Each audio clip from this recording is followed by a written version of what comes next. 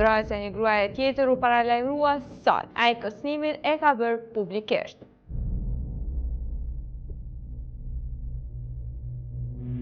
Tash e ke rendin ti me u po bën një javë e treta se ka me ndodhë në Kosovë në Podujev. U presh në fer nga ky moment. Ka denoncuar rastin e policisë. 2 burra gra vetëm brenda 4 ditëve. Një gruaje tjetër u paralajmërua sot.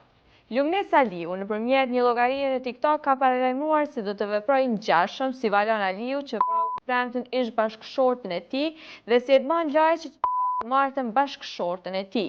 Ai e ka bërë publikisht. Në TikTok, të llogarinë e tij ai ka postuar një video sipër saj ka shkruar: "Kujdes m.sh. Është drejtuar gruas me emër e mbiemër të cilin natyrisht që nuk do ta publikojmë. Tash e ke rendin ti me u Në po të njëjtën video ka komentuar një përdorues tjetër i TikTokut me një llogari fake. Ai ose ajo kërcënësit është drejtuar me: "Kolonel i nderuar, padyshim ka me kjo femër, tani edhe një më pak në Kosovë."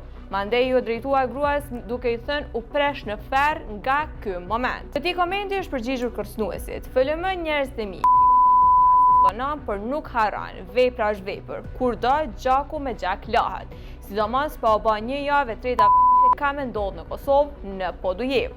Në të njëjtën llogari para një jave shtosua një video tjetër, ajo është shoqëruar me një audio në të cilën thuhet: "I njoh on këta, nuk është prej atyre që kthehet prapa, vjen prej vendit ku fjala e burrit është fjalë, por edhe pushka është trimni." Gazeta Insajderi ka denoncuar rastin e policisë. Sipas zëdhënësit të policisë për rajonin e Prizrenit, pas denoncimit të Insajderit, i dyshuari është identifikuar. Ka të kaluar kriminale dhe me urdhër të prokurorit pritet të arrestohet. Urojmë që vepra e paralajmëruar nga Saliu të mos realizohet asnjëherë, asnjë grua tjetër apo vajzë të mos.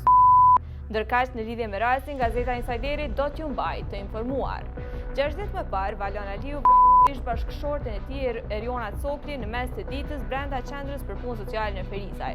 Para 2 ditëve, Edmond Lajçi bashkëshortën e tij Gjulieta Ukella në banesën e tyre teksa në tjera ishte duke e pirë kafen e mëngjesit. Që të dy kanë pranuar se kanë kryer veprën e rënd penale. Gjulieta la pas 3 fëmijë ndërkaq Erona 1.